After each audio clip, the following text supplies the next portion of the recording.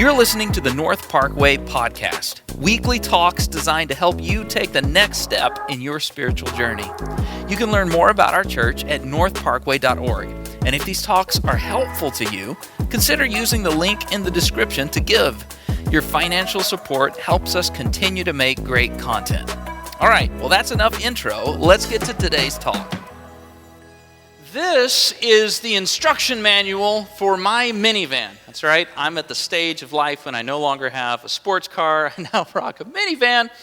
This is the instruction manual for my van. Your car might be newer than mine, and maybe it's all digital, but mine is old school, 512 pages of, literally I counted, 512 pages of instructions on how to run the wipers properly and what to do if you lose traction in the vehicle, and helpful tips like what tire pressure it should have. And I don't know if you've ever had this one. If the battery is disconnected for long enough, the theft deterrent deal shuts down the stereo. And there's a code in here somewhere amidst the 512 pages to allow you to play your music again.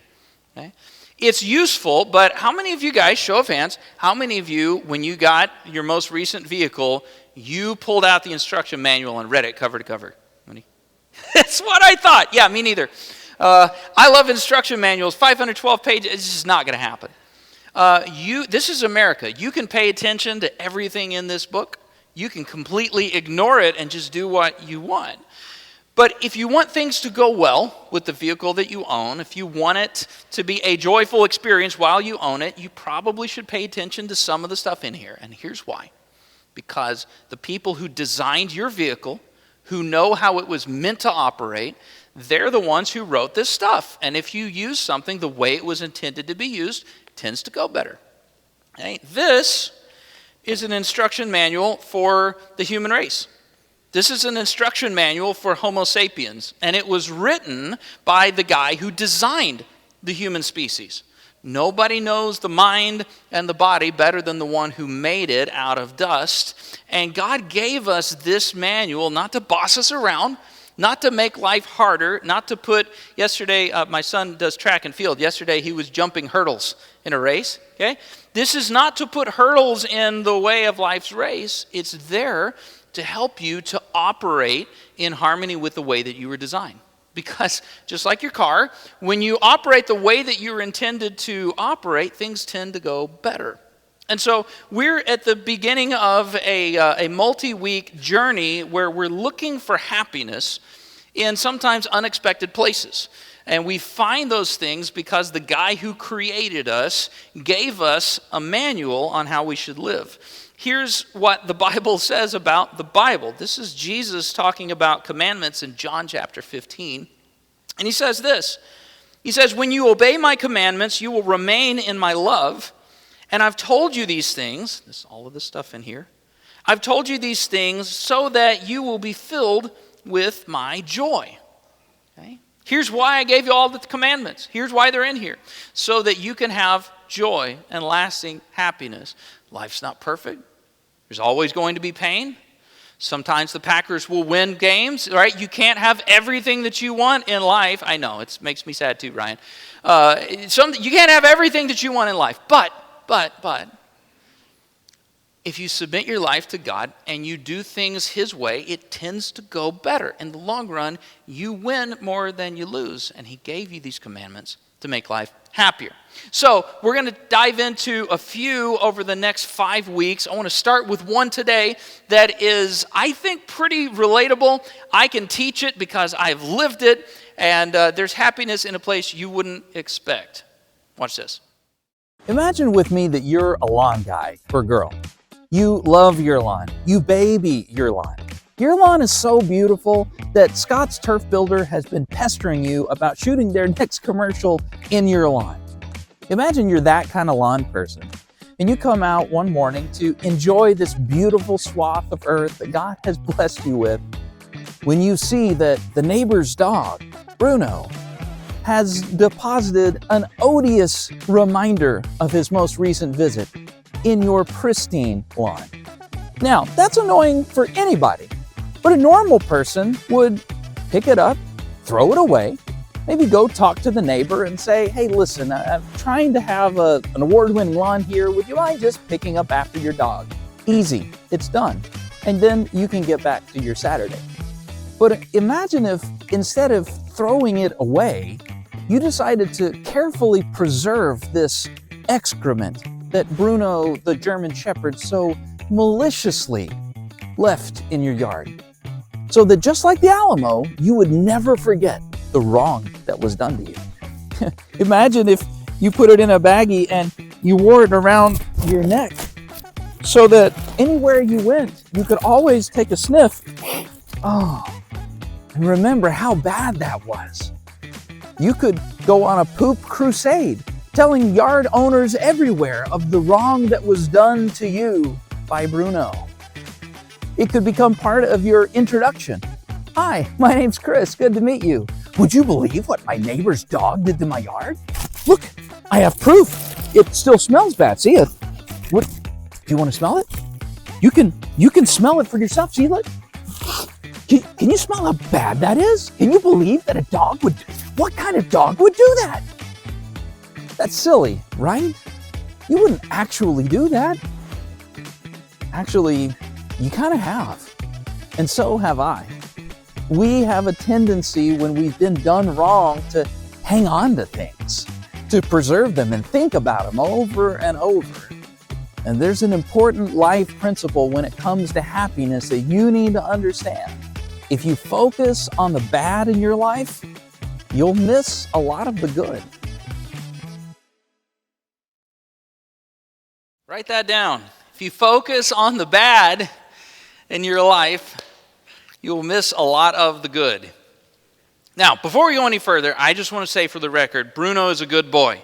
Bruno is my friend. I love Bruno. I bought a thing of dog biscuits just for the neighbor's dog because he and I are buddies. And if he needed to make a deposit in the yard, I would forgive him. But it's kind of silly, right? It's preposterous to think that somebody would actually do that with something that stinks. The last thing I want to do is smell this all the time. But I have lived it, not literally with dog poop, that's weird. I've lived this, and you have too, and it is such a cap on, a blockade to happiness in your life that I want to talk you through God's method of letting go of this stuff. We're talking about forgiveness today, but really I want to focus specifically on a part of the process that we get hung up on, resentment. Because a lot of us can say, oh yeah, that's okay, I forgive them, but the hurt and the bad feelings from what was done, it just keeps coming up again and again and again. So here's God's happiness life hack for the day. It's found in Proverbs chapter 17, verse 9. We'll put it up on the screens for you. It's simple. It goes like this. Love prospers when a fault is forgiven, but dwelling on it separates close friends. Things go well when a fault is forgiven. Your love for others, your love for life is able to prosper once something is out of your life again, once that pain is gone. But dwelling on it, coming back to it again and again and thinking about it again and again and focusing the lens of your mind on that again and again, it separates you not only from people but from happiness. You're unable to experience the good in life. And we've all, I think, to some degree experienced this. We've all had this happen. I think we've all had stuff that just ruined your day, ruined your week, ruined your month. Why do we do this?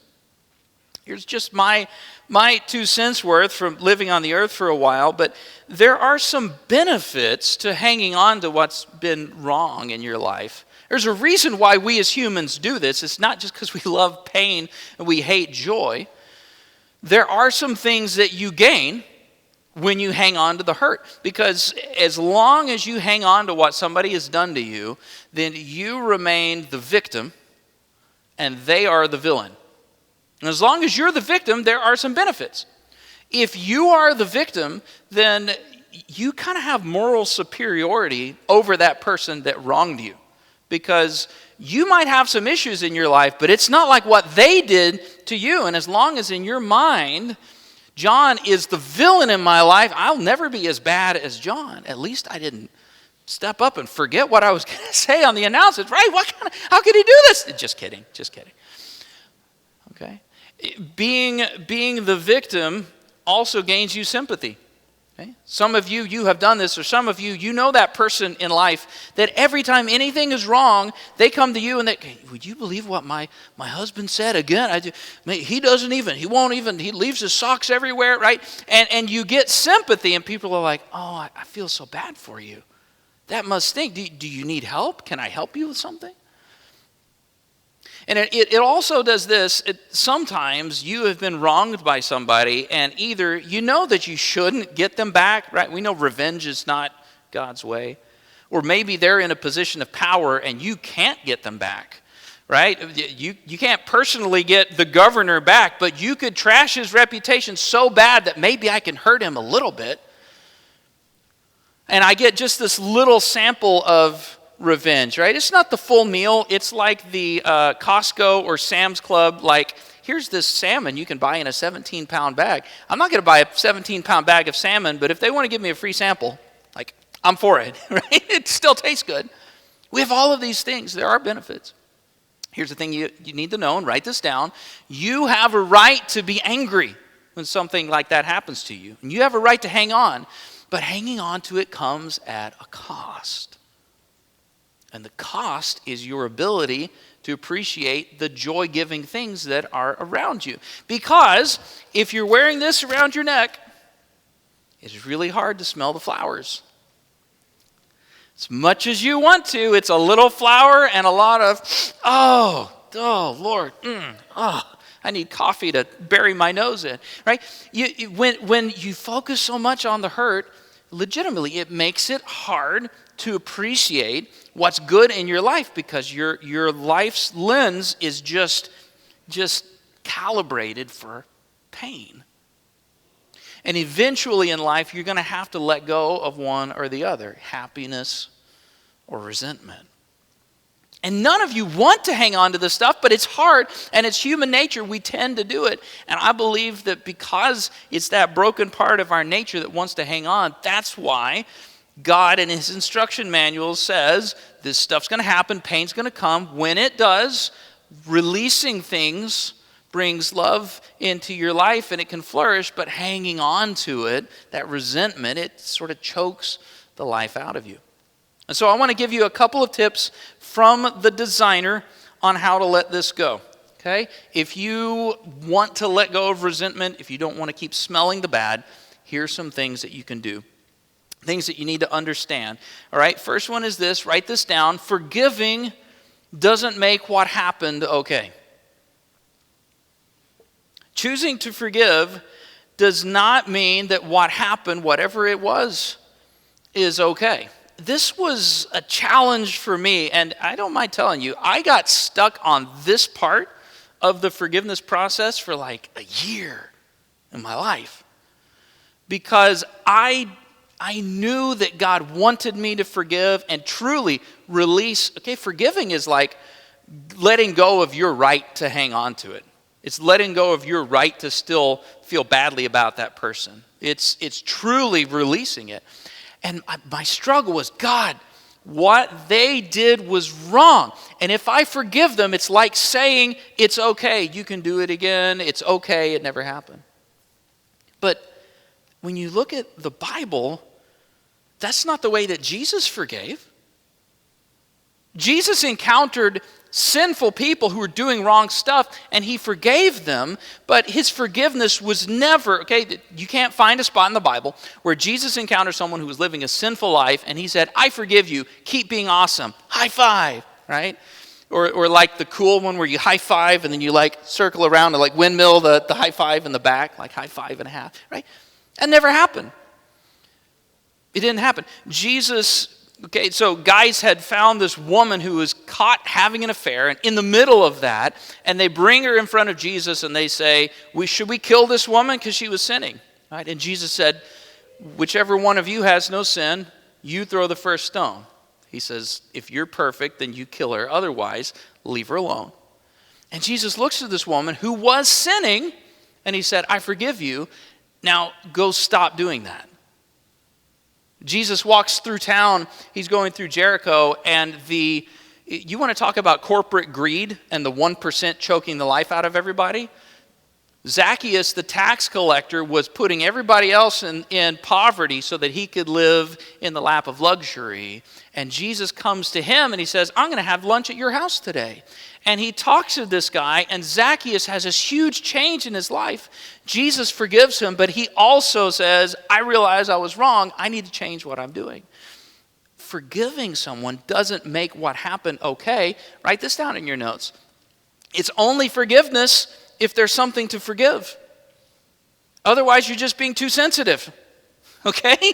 I think we've all lived at some point in the home with someone who's just a little bit too sensitive. You're like, really? Really? We're upset over this? Your feelings are hurt over this? You don't want to be that. And usually minor things, mild things, they don't cause this. I don't walk around thinking of, I can't believe that, they left the toilet seat up or down or put their toothbrush and they got toothpaste on my side of the counter, right? Nobody cares about that stuff. It's only forgiveness if there's something to forgive. But it's hard when what was done to you is wrong and it never should have happened. And there is a part of you that will push back and say, if I let this go, it's like telling them that's okay. I'm here to tell you, it's not. That's not how Jesus modeled forgiveness. Forgiving someone is not saying what they did is okay. It's saying, I don't have to continue to be not okay because of what happened to me. What they did is not okay, but I can be okay if I let it go. So the first thing you need to understand about forgiveness, writing that offense off doesn't mean that what happened is okay. Here's the other one. This one's less fun, but it's true. Write this down. God requires you to forgive whether they're sorry or not. I don't know if you've ever had this happen. Forgiving someone is a lot easier if they come to you and they say, I'm sorry. It's a little bit easier if mom makes them come to you and say that they're sorry. We all know that's like 2/3 they don't mean it. They just know they have to. But if they approach you and they say, Jerry, I realized when I sent that text, that was really offensive. I wasn't thinking. I'm sorry. Will you forgive me? It's a lot easier than if you have someone that's like, well, it's your own fault if that hurt. It's because you're too sensitive. You ever have those people? What? Are you kidding? You're upset about that? Are you stupid? Did you get dropped on your head as a kid? What kind of an idiot would get, this is ridiculous. Okay? It's hard to forgive that person. I want to double down on this. Like, I want to throw this right back in their face at that person, right? Let me jam this up your nostrils and see how you like it. That's what I want to do.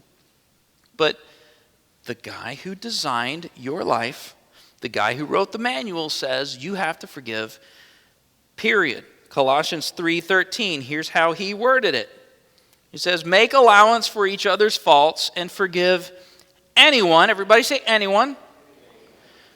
What type of person gets an exemption for that word? Nobody. Okay, what type of offense? What type of offense is not covered when God says anyone? Nothing. It's everything. There's no loophole here. He says, make allowance for each other's faults, forgive anyone who offends you. Remember, the Lord forgave you, so you must forgive others. I hate that word must. It makes me think of when I'm getting out old boxes and clothes have been in there for a long time and they smell musty. I know that's completely unrelated to must. That's the first thing that comes to my mind. I hate that he says, you have to do this, Chris. This is not a suggestion from the designer. This is a requirement. So if you're here and you're just kind of checking out Christianity, if your friend has been saying, man, this would make a difference in your life, let me watch this video, you get to choose if you want to follow these instructions or not. But if you're here and you're a Christian, if you've made Jesus Lord in your life, if you decided you need him to forgive you of your sin so that you can be accepted into God's family, you have to do this. And it's hard. And it is a difficult thing to bend your will to do. You're going to need his help to do it. I can teach this, guys, because I have lived this. I have had things that in the grand scope of your pain may not seem like that big of a deal.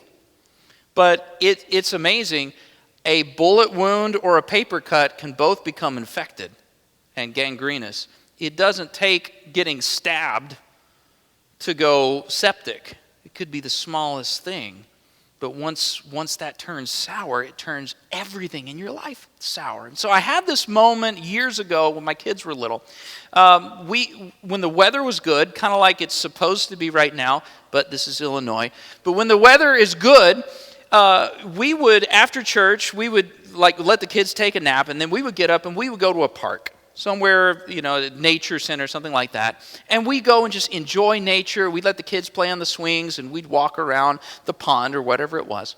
And so this was one of those days. We went and did that. And when it was done, before it was dark, we said, hey, let's drive into Sonic and get ice cream and soda. So we drove into Sonic. We got all of this stuff. And I was sitting in the car waiting for the order to come.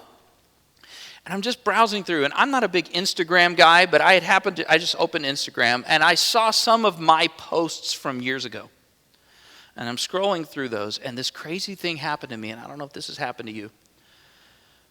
But I looked at the pictures, and I said, wow, I'm smiling in those. I look so happy in those. And I realized that I looked happy in those, and that stood out because I didn't feel happy now. I can't remember the last time it was that I just felt that joy in life, that I just felt happiness. And here's the thing, guys. I was surrounded by things that should have made me happy. I had 4 kids who were still young and small enough that they thought Dad was the superhero. They were like up to here, right? They still thought everything I did was a great idea, and every piece of advice was wisdom from the guy on the mountain, right? And a beautiful wife and a nice car, and we had just spent time out in nature relaxing, and I was about to have ice cream and soda and get all of the sugar and caffeine in my system. I should have been living on top of the world. Now, the thing is, all of the factors that should have made me happy were there. I was soaking in it, and I couldn't appreciate any of it because a few things that were wrong, that were done wrong, where I got bad treatment and the raw end of the deal, were so present on my mind, I couldn't appreciate the good in my life. I was miserable when I should have been happy. And maybe you know what that feels like. Letting go is hard. You're going to need help, but you have to do it. Until you do, you will never be able to smell the flowers in your life when you got poop hanging around your neck. He said poop in church. I didn't say the other options, okay? Watch this. If you've lived with the kind of pain that causes resentment and keeps coming back up to your mind, the truth is you probably don't want to think about that stuff anymore. It hurts. It stinks. You don't want to keep feeling that, but if you're like me, you find yourself doing it over and over, no matter how many times you throw it in the trash. Something comes up, some situation, something reminds you of it. It's just quiet in the house. And you find yourself digging in the trash to dig that thing back up so you can hold it and think about it and feel that pain over and over again. Why do we do that? Because it's human nature. That's just par for the course. The last thing you need to write down is this: forgiveness is a process, and it takes patience. There are some things that it doesn't take a long time to forgive. If you bought some new Air Jordans and somebody stepped on your toe and it smudged them, you'd be upset. But years later, you're probably not thinking about that anymore.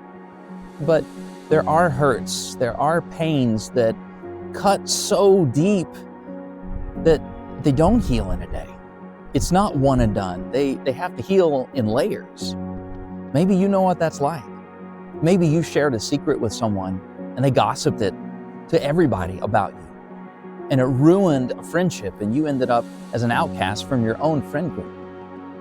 Maybe your stepmom criticized and criticized and criticized and criticized you to the point where, as a middle-aged woman, you still have trouble with self-esteem and confidence.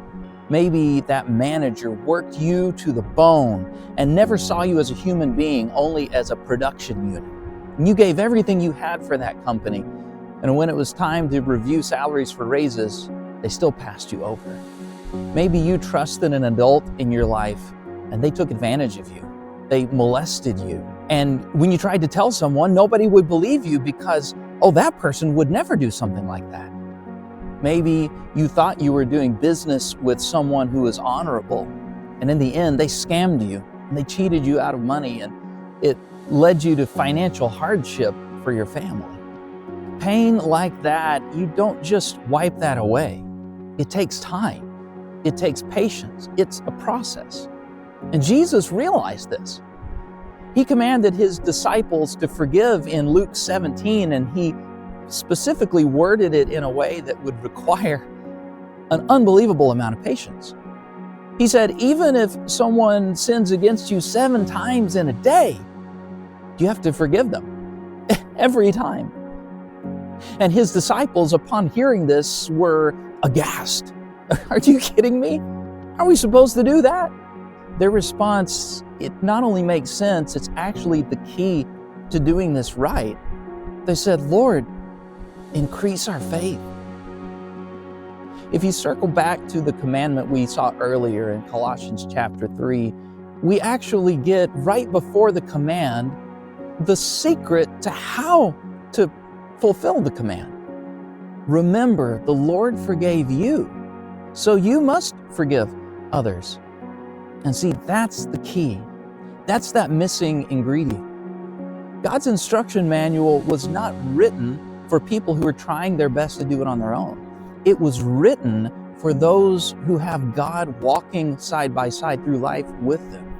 And if you have the kind of hurt that you keep digging out of the trash, you've already tried to fix it yourself. It's not working. You need God's help to let it go. And the good news is when you come to God and you ask for his help to do things his way, he's gonna help you. He's more invested in you doing it right than you are. God wants you to be happy.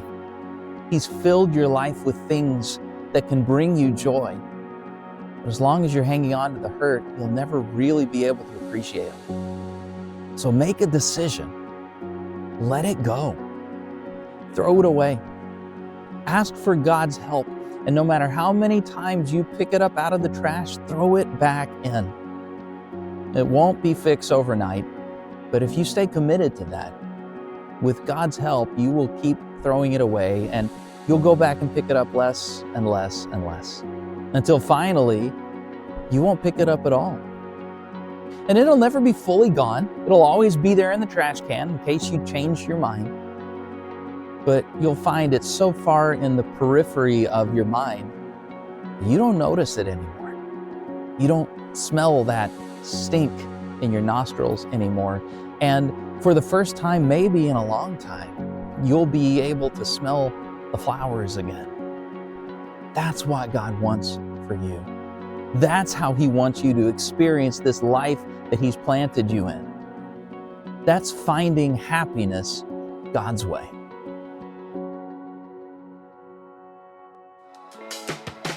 Hey, this is Pastor Chris again. Thanks for listening. If today's talk was helpful in your spiritual life, odds are there's someone you know who could benefit from it. Take a minute right now to share it with them. And if you live in the area, come try out a service in person because church is more fun with friends. See you next time.